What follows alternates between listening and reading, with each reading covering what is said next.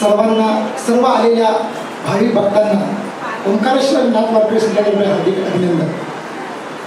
आणि माझ्या गुरुवाराला वंदन करून जे काय बोलण्याचा प्रयत्न करतोय ते बोलतोय. ओंकारेश्वर नाथ वारकरी संप्रदायाच्या वतीनं हरिभक्त पारायण प्रेममूर्ती श्रीराम महाराज नलावडे आणि गोपीनाथ महाराज मोरे यांच्या कृपा आशीर्वादानं आज या कार्यक्रमाचं काय केलेलं आहे, नियोजन केलेलं आहे. आणि कार्यक्रमाचं नियोजन करण्यामागचा मूळ संकल्पना, मूळ हेतू हा आपला वारकरी संप्रदाय जेणेकरून तळागाळामध्ये पोचावा. आज वारकरी संप्रदायाचा विस्तार हा काहीच ठिकाणी थांबलेला आहे. तो जेणेकरून तो आपल्या कोकण पट्ट्यात जास्तीत जास्त करून जावा हा एक मूळ उद्देश ठेवून या कार्यक्रमाचा आपण ज्ञानभक्ती सोहळा या कार्यक्रमाचं काय केलेलं आपण नियोजन केलेलं आहे.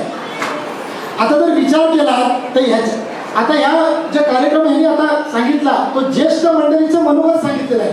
आणि माझ्याकडे बघता विचार करता माझ्या जे लाईनीचे माणसं उभी आहेत ते गुरुवारी आमचे अशोक महाराज जाधव असतील, दत्ता महाराज मोरे असतील आणि ह्याच्या अनंतरची जी मंडळी आहे ती सर्वात ज्येष्ठ आहे.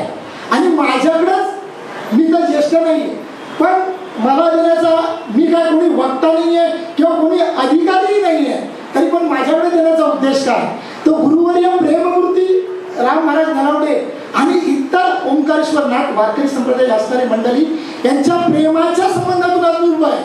आणि तेवढी माझी योग्यता नाही आहे, तरी पण मी एक थोडंसं बोलण्याचा प्रयत्न करतो. आज मगाशी आमचे आपल्या कार्यक्रमाला उपस्थित असणारे शिवजन्मभूमी जुन्नर भागवताचार्य श्री दिनेश महाराज औटी या आपल्या कार्यक्रमाला आवर्जून उपस्थित झालेले आहेत. भाग्य झाली संत भेटी लाभे लाभ दुलावला. आपण ह्या भाग्याने मोठे मोठे संतांचे आपल्याला काही दर्शन झालेलं आहे. लाभे लाभ दुलावला. आज मी ह्या वारकरी संप्रदायात आलेलो आहे. मी स्वतः चिपळूणचा माणूस आहे आणि बाकीचे जर मंडळी विचार केला तर सर्व इतर ठिकाणचे आहे. मग संप्रदायात आल्यानंतर भगवंताचं चिंतन केल्यानंतर आपल्याला सर्व लोकांचा सहभाग झालेला आहे.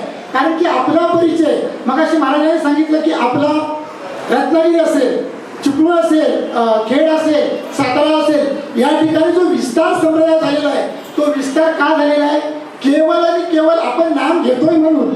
तुम्हाला मला सर्व यावत जीवाला किंवा इथं आलेल्या सर्व व्यासपीठावरील किंवा बसलेल्या वारकरी संप्रदायाला आपण माणूस म्हणून किंवा जर नातेवाईक म्हणून असो ते एवढ्या लोकांना आपण एकत्र बघू शकत नाही आणि एवढ्या लोकांना आपण कधी परिचय करू शकत नाही. पण आपला हा जो परिचय आहे केवळ आणि केवळ नामधारी आहोत म्हणून आहे. आता मगाशी या महाराजांनी आपल्या संप्रदायाची एक परंपरा सांगितली. आदिनाथ गुरु सकळ सिद्धांचा इथपासून परंपरा आली ती शिंदे महाराज, गणनाथ महाराज शिंदे असतील, त्याच्यानंतर नलावडे महाराज यशवंत महाराज नलावडे, त्याच्यानंतर कृष्ण महाराज गोळेकर आणि त्याच्यानंतर सांगितले विठ्ठलनाथ महाराज बारे आणि त्याच्यानंतर गुरुवर्य प्रेममूर्ती श्री राम महाराज नलावडे. आता विचार केला तर मग तुम्हाला म्हणून की ज्येष्ठ माणूस नसताना पण मला काही इथं उभं केलेलं आहे. त्याचे कारण असं तुम्हाला मी आता तुमच्यासमोर प्रतिपादन करतो की श्री बारे बाबा असतील किंवा गोलेकर बाबा असतील यांचं थोडंसं चिंतन किंवा त्यांच्या दर्शनाचा मला योग आलेला आहे. त्यांच्या दर्शनाने किंवा त्यांच्या प्रेमापोटी आज मी तुमच्या समोर काय उभा आहे. तसेच आपल्या मंडळातील ज्येष्ठ असे असणारे पांडुरंग महाराज मोरे असतील, यशवंत महाराज कदम असतील, बापूराव महाराज कदम असतील, सुरेश महाराज कदम असतील किंवा माझ्या समोर बसलेले गोपाल महाराज बारे, धर्मबुवा किरीट, जनार्दन महाराज खांडेकर यांच्या सानिध्यात या सर्व ज्येष्ठ अशोक महाराज जाधव असतील, आमचे हवालदार म्हणजे महादेव महाराज नलावडे असतील यांच्या सानिध्यात राहिल्यानंतर यांनी जो संप्रदाय उभा केला. लक्षात ठेवा, ज्ञानावर कधी संप्रदाय उभा राहत नसतो किंवा आर्थिक जर जास्त असेल तर संप्रदाय कधी उभा राहत नसतो, तर केवळ आणि केवळ हा संप्रदाय प्रेमावर उभा असतो. म्हणून संत संगे सर्व काळ प्रेमसुख देई प्रेमसुख देई म्हणजे काय, प्रेमानेच संप्रदाय जवळ करत असतो किंवा संप्रदायात माणसं टिकत असतात. म्हणून सर्व जे तुम्ही आम्ही जमतोय किंवा जे यांनी तो उभं केले ते प्रेमामुळेच उभं केले. म्हणून म्हणलं ना मग माझी तेवढी योग्यता नाही. आता आपण मला 5 मिनिटं दिले कारण की आपण कुठल्याही गोष्टीचे विवरण करत असताना, आध्यात्मिक विवरण करत असताना म्हणता येऊ शकत नाही. आपण एक केवळ आणि केवळ अध्यात्माचं मनोगत उभं करण्यासाठी इथं उभा राहिलेलो आहे. आता मी मगाशी तुम्हाला मूळ संकल्पना सांगितली. आपला प्रचार आणि विस्तार होण्यासाठी आपण काय केलेलं आहे, या कार्यक्रमाचं नियोजन केलेलं आहे. दुसरा मुद्दा असा आहे की आपल्याबरोबर बरीचशी लोक, मगाशी आमचे गुरुवर्य जाधव भावांनी सांगितलं की आमच्याबरोबर माणसं पंढरपूरला येतात, आळंदीला येतात. बरीचशी माणसं पंढरपूरला येतात आणि आळंदीला येतात, पण बरीचशी माणसं ती वारकरी नसतात. पण नंतर त्यांना विचारल्यानंतर त्यांना सांगितलं होतं, त्यांना विचारलं तुम्हाला पंढरपूरला आल्यानंतर कसं वाटतं, तर त्यांचा एक सिंपल असा बोल असतो की आम्हाला पंढरपूरला आल्यानंतर आनंद निर्माण होतो. पण विचार नंतर परत विचारल्यानंतर त्यांना असं आनंद म्हणजे नक्की काय होतं की आम्हाला काय माहिती नाही, फक्त एक आनंद निर्माण होतो. आता आनंद निर्माण होतो, बरोबर की नाही? म्हणजे आनंद निर्माण जर पंढरपूरला एकदा आलेला आनंद जर निर्माण होत असेल तर मी म्हणतो ना, मनुष्याची विद्याने सच्चिदानंद पदवी घेणे ऐसा अवतार नारायण दिलासी.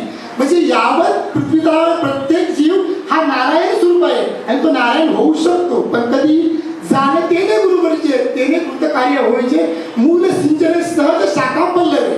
आता ह्याचा अर्थ काय की केवळ आपण काय म्हणतोय, आता प्रत्येक जण कुठेतरी एखाद्या भजनाला जातात, भजन करतात, 5 मिनिटाचा आनंद घेतात.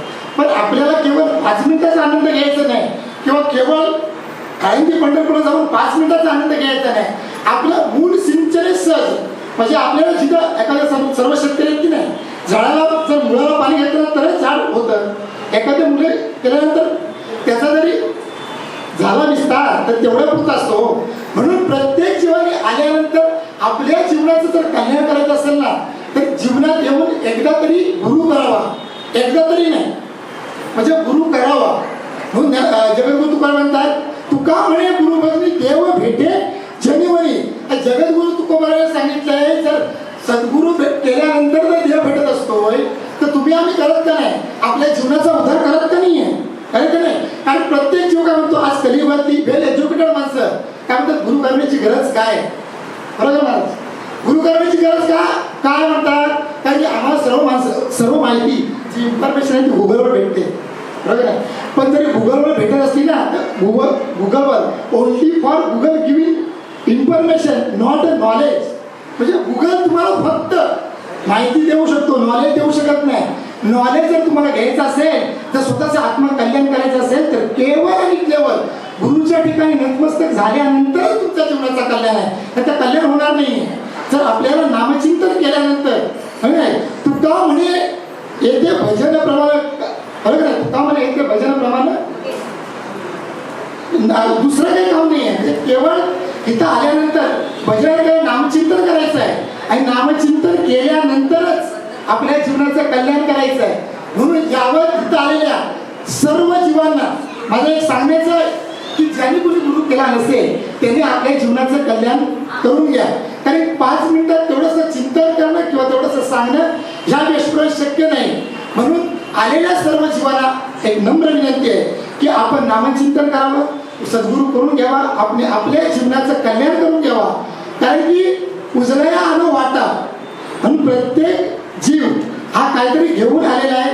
म्हणून आता आपण प्रत्येक जण म्हणतो आम्ही काय घेऊन आलो, प्रत्येक जण नशीबच घेऊन आलेला आहे. जन्म मृत्यू, बरोबर आहे? आपण जे इथं आलेलो आहे ते काहीतरी राहणगाडे घेऊन आलेलो आहे.